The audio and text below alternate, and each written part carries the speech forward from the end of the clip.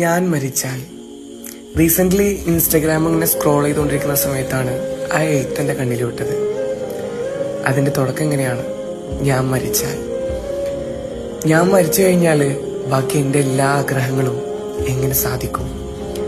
ഞാൻ ആഗ്രഹിച്ചവരും സ്നേഹിച്ചവരും എൻ്റെ മരണവാർത്ത അറിഞ്ഞ് അവസാനമായി എന്നെ കാണാൻ വരുമോ?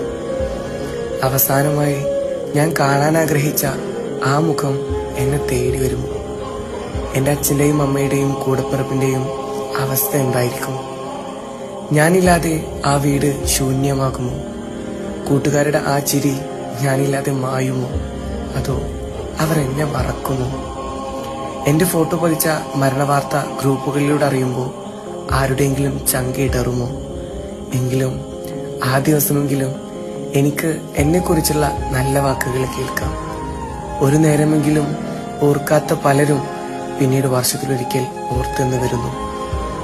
അത്രയും കാലം ജന്മദിനം ആഘോഷിച്ചിരുന്ന എൻ്റെ മരണം ഞാനില്ലാതെ ആഘോഷിക്കുന്നു.